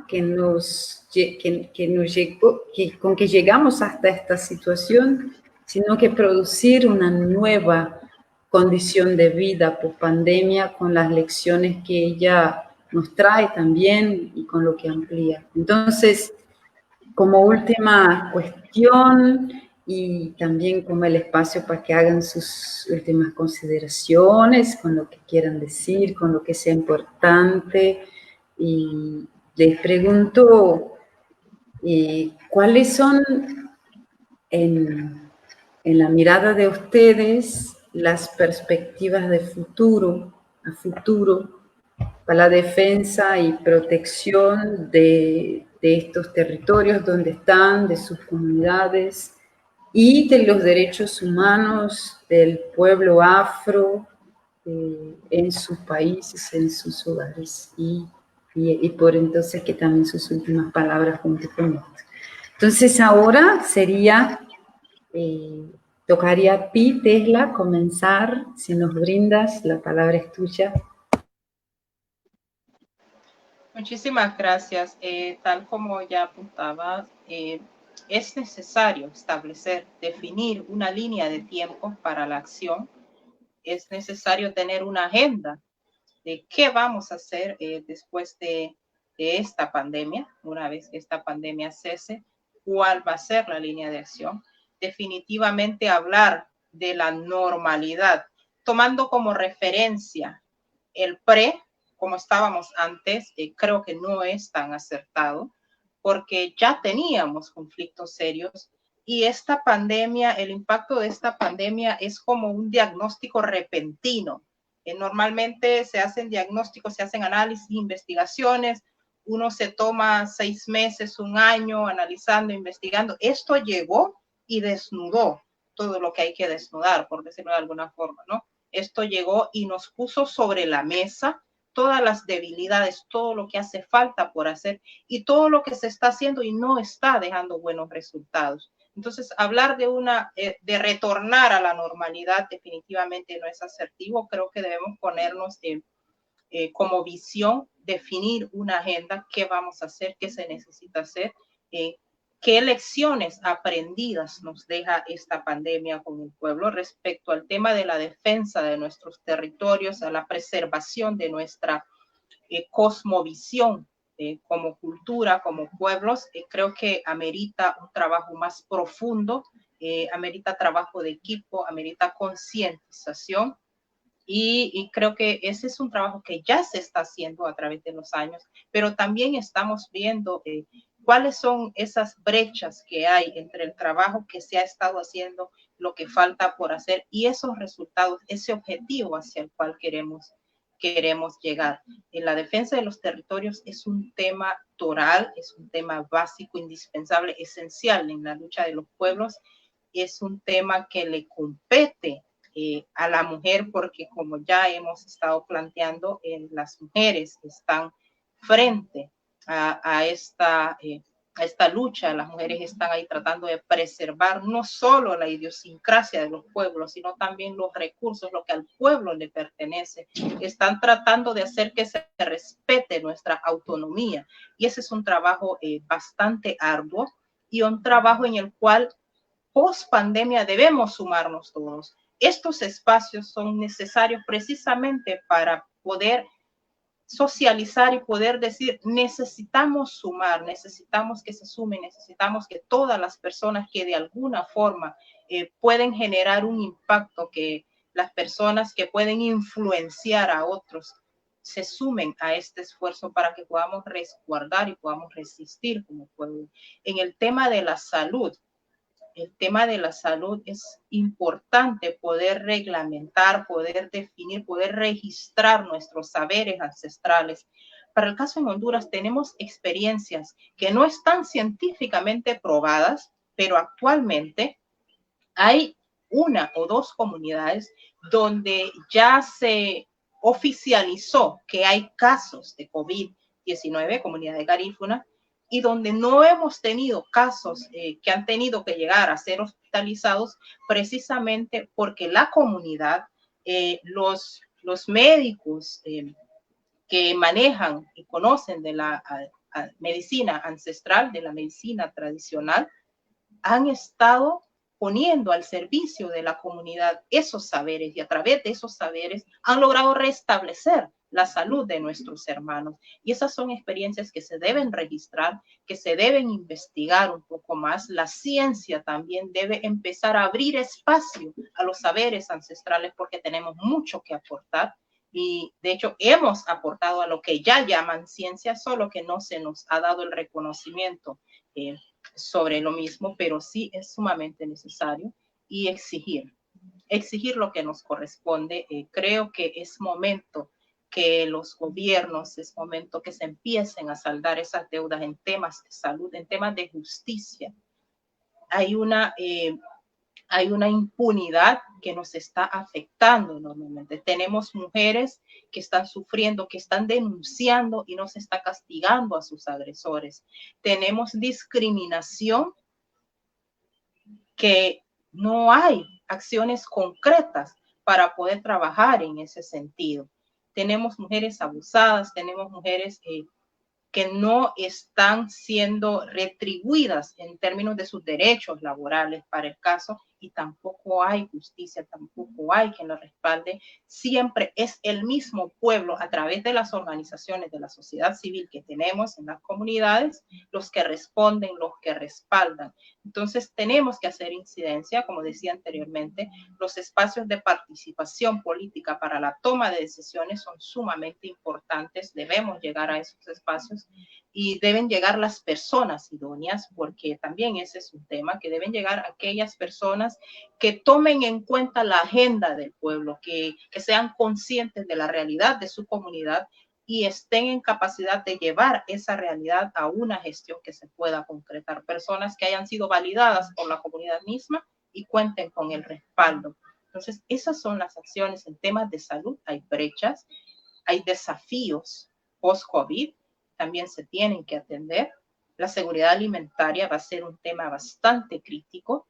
Entonces debemos revisar cuáles de nuestras prácticas ancestrales, porque los pueblos originarios son pueblos que han sabido manejar de manera adecuada el tema de la seguridad alimentaria. Entonces debemos revisar cuáles son esas prácticas que en este momento debemos empezar a poner a funcionar ya, para que cuando la pandemia pase y ya no contemos con ese apoyo incluso de los hermanos que de alguna forma están reuniendo algún tipo de recurso económico, de los que están viendo cómo ayudarnos a poder proveer de equipo de bioseguridad, de elementos de bioseguridad para las comunidades, de los profesionales que están poniendo al servicio del pueblo de manera gratuita apoyo psicológico, apoyo médico, consejería familiar.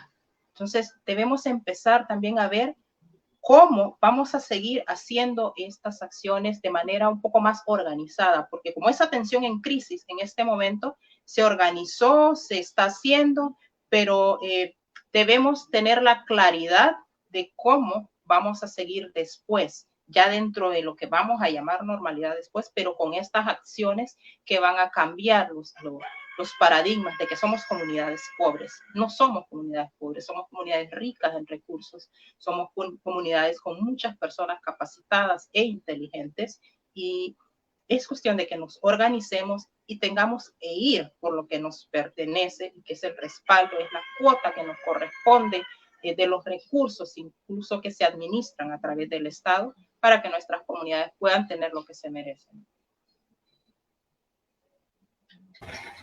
Ay, muchísimas gracias. Quisiera ahora también escuchar un poquito de las perspectivas futuras a la construcción de una vida digna en nuestros pueblos. Que hable un poquito con nosotras, Dolin. La palabra es tuya. Sí, yo creo que siempre es bueno tener una visión a futuro, porque la vida continúa y estamos acá. Tenemos que encontrar la mejor salida para la salud de nuestra población. Decía anteriormente que Nicaragua tiene una oportunidad única.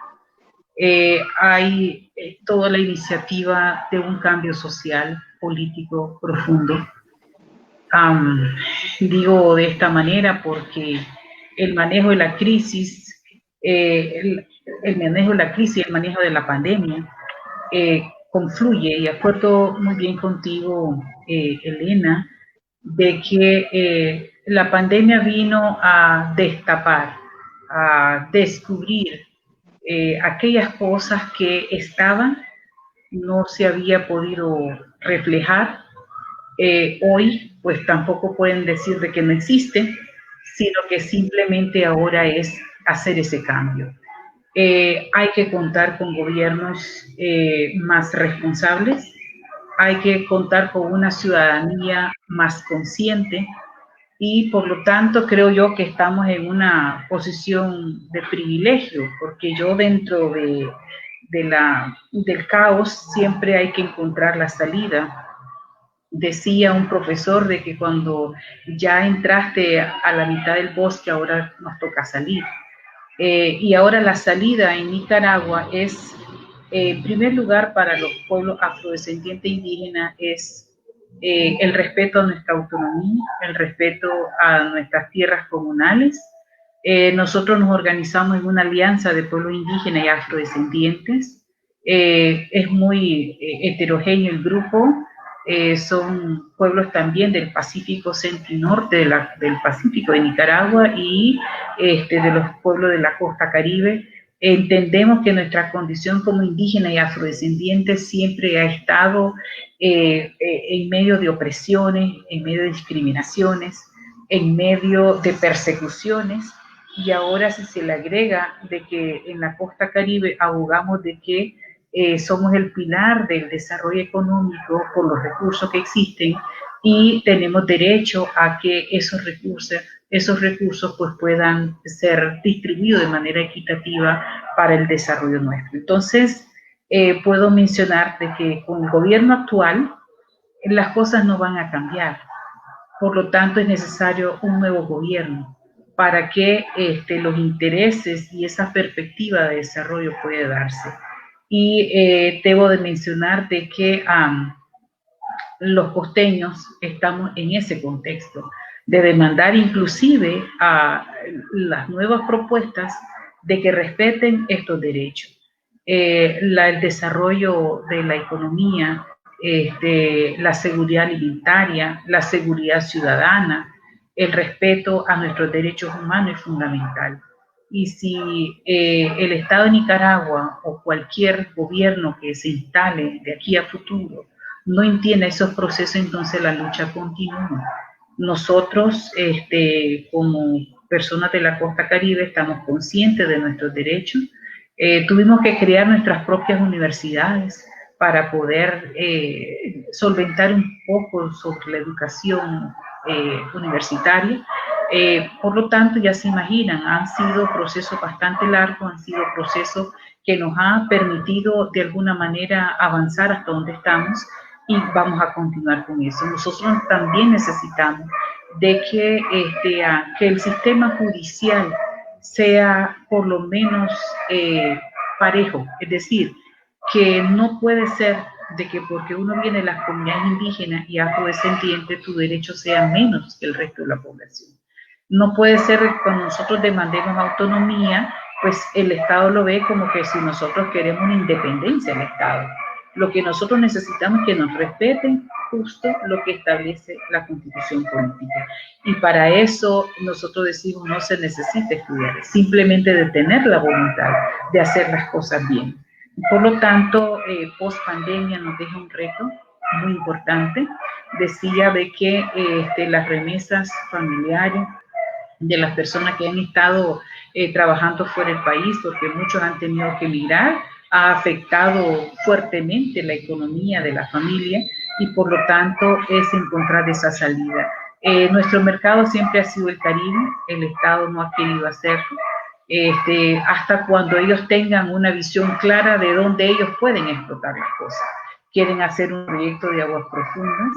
El concepto del canal interoceánico que trajo mucho conflicto en las tierras comunales, pues eso está ventilándose en la Comisión Interamericana de Derechos Humanos y demandamos, ¿verdad?, de que el gobierno pueda encontrar de que los pueblos indígenas tenemos derecho a nuestro territorio, a explotarlo de manera consciente, de manera eficaz, ¿verdad? Sin destruir el medio ambiente, y que nuestros derechos humanos están protegidos con la Convención 169 de la OIT, que es una convención que Nicaragua adoptó como su medida también, como el marco legal del respeto a los pueblos indígenas y tribales, en este caso nuestros, y decimos, ¿verdad?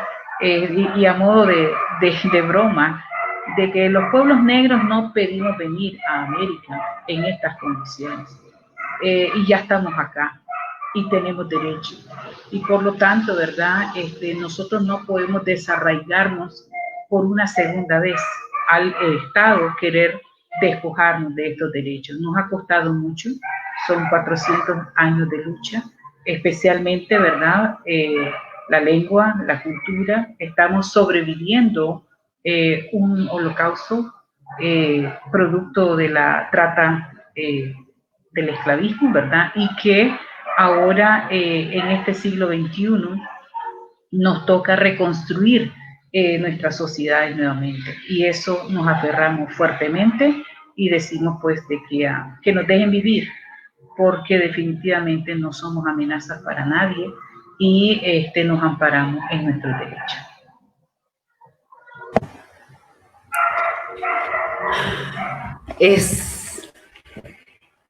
Es muy potente escuchar todo lo que cuentan, muy potente escuchar también estas miradas de futuro, y en esta esperanza creo que ahora te toca, Judith, hacer también, aportar también con tu mirada a nosotras. La palabra es tuya. En estos momentos nuestras comunidades han demostrado que son resistentes ante la adversidad. El coronavirus 19 vino a demostrar y acelerar lo que es el etnocidio de nuestras comunidades, en nuestro caso comunidades que son minorías, y la muerte de nuestra población no solamente representa pérdidas humanas, individuales, sino que también representa pérdidas culturales y pérdidas de lo que son nuestros saberes ancestrales. Por lo tanto, exigimos políticas que defiendan nuestros derechos, que defiendan los derechos de nuestras comunidades, de nuestras mujeres indígenas, de nuestras mujeres afrodescendientes, que nos garanticen el acceso a lo que son los servicios de salud sexual y reproductiva, que garanticen el acceso a información de nuestras comunidades, de nuestra gente, y a la prevención de la violencia. También llamamos a no permitir la deshumanización de la sociedad, a no convertir esta crisis, ¿verdad? Esta crisis que nos trajo el virus, en un pretexto para continuar violando nuestros derechos a la vida, derecho a la salud y a los otros derechos que históricamente ven siendo violentados. También sabemos que este coronavirus trajo muchos desafíos para nuestras comunidades, que ya demostraron ser comunidades muy fuertes, y esperamos que esa agenda post-COVID no venga a afectarnos, y que nuestros gobernantes, ¿verdad?, nos coloquen en agenda. Exigimos esto, y que no nos continúen olvidando como lo vienen haciendo históricamente. Que no dejen nuestras comunidades de lado. Solamente.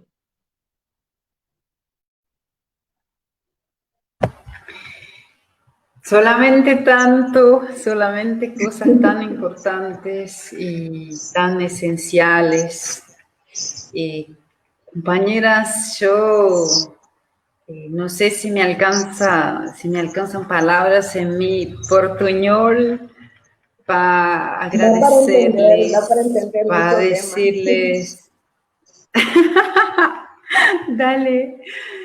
Quisiera mucho agradecer a todas por abrazar esta invitación de compartir con nosotras un poco de estas historias de resistencia que son fuente de fuerza, de lucha, de esperanza también, y por qué no, porque vivimos en el presente produciendo a cada segundo futuro, y el futuro que queremos no es regresar a como estábamos, sino que queremos nuestra gente, nuestro pueblo, nuestros territorios, nuestra naturaleza realmente libres. Y bueno, desde acá de Brasil les envío un abrazo de mujeres afro que en muchas favelas acá luchan, de mujeres afro que también están en territorios originarios, de mujeres indígenas que también están acá en resistencia. Quería decir que la revista Amazonas es una revista que no se mira solamente como espacio de comunicación, sino que nos vemos como un espacio militante de conexión, de luchas, de mujeres, de territorios en rebeldía, que construyen cotidianamente caminos nuevos para la libertad de nuestros pueblos, con las mujeres en la línea de frente, aunque cansadas, aunque súper cargadas de tanto trabajo, pero seguimos. Y no es mucho lo que tenemos, porque somos nosotras mujeres que por todas las partes están en condiciones también difíciles de vida. Pero cuando nos juntamos para hacer este tramado, esta red de mujeres, somos abundancia. Vemos que somos abundancia, que nuestros pueblos con manos juntas son abundancia, y lo poco que tenemos está disponible y a la disposición para fortalecer las luchas, para comunicar, para conectar lo que hagan ustedes en sus territorios con luchas y con otras compañeras que también producen resistencia en los territorios. Ojalá logremos construir una red internacional de mujeres solidarias que están en lucha permanente, que se ayudan, que se apoyan y que se hacen más fuertes. Ese es nuestro deseo y también nuestro laburo. Quería decir que a las personas todas que están con nosotras hasta ahora, compartiendo de esta charla tan importante, que si quieren hacer preguntas, si quieren dejar comentarios, que pueden hacer acá en Facebook. Nosotras nos encargaremos de enviarles a las compañeras o ellas propias pueden ver, y entonces la charla no termina cuando se termina ahora la transmisión, sino que lo que hemos conectado sigue conectado ahí en los textos, en las redes, y pueden responder, seguir conociendo más esta riqueza con que nos brinda estas compañeras hablando de sus luchas y sus territorios. Estoy muy emocionada, ¿verdad? Tener mujeres afro en una charla como esta en un domingo, cuando empezamos una semana más de resistir y al mismo tiempo producir futuro digno a nuestra gente. Esa fue la actividad con que abrimos las actividades de cumpleaños de la revista Amazonas, y nada más coherente que escuchar compañeras que están produciendo luchas en sus territorios. Vamos a tener otras actividades, otras charlas con más compañeras con quien nos hermanamos. Invitamos a todos que acompañen las invitaciones en las redes y que puedan participar, que puedan aportar también. A todas las mujeres que nos ven, que también se sientan más que invitadas a escribir para la revista Amazonas, y adentro de nuestros principios, con toda la libertad de decir de sus cuestiones, de decir también de sus lugares de sus luchas. Y un saludo especial a todas las compañeras que nos ayudan a mantener la revista, a las compañeras que ahora nos ayudan acá en esta transmisión, a las compañeras que manejan nuestro trabajo en las redes, intentando conectar cada vez más mujeres y territorios, a las compañeras que nos ayudan traduciendo, ya que hemos visto acá que por fuerza de la colonización muchas veces el idioma es una frontera que tenemos que superar, a todas las compañeras que ayudan dibujando, que ayudan manteniendo la revista Amazonas, no por la revista en sí, sino por lo que ella conecta, que son luchas y mujeres tan fuertes, tan especiales, tan poderosas como las que conocemos en esta tarde de domingo. Y así nos vamos ya a hacer las cosas. Tengo que hacer la cena acá en la casa, Vida de Mujeres.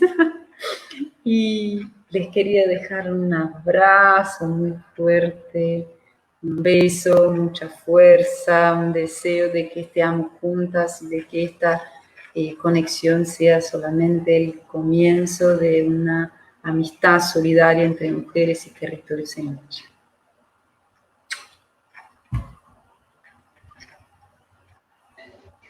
Muchísimas gracias, saludos hasta Nicaragua, hermana Dalen, hermana Elena, Brasil, Judith. Un placer haber estado con ustedes y seguimos en esta lucha, seguimos de pie.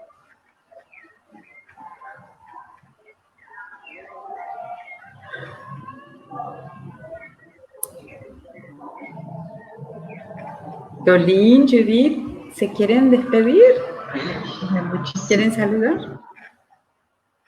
Sí, yo quería agradecerla nuevamente, Elena, muchísimas gracias y gusto en conocer a Tesla y a Judith. Yo realmente pues ya vemos de que pareciera como que la lucha es igual, también les deseo mucha suerte y esperamos, ¿verdad?, de que post-COVID nos ayude a pues mejorar en todo lo que hacemos. Elena, un abrazote fuerte y a todos los que colaboraron contigo, pues para que esto sea posible, estamos muy obrigados. Gracias. Muchas gracias por la invitación, Elena, y parabéns pelo aniversário da revista. Que venha muitos sucesso mais na frente. E um abraço na distância. Un grande abrazo.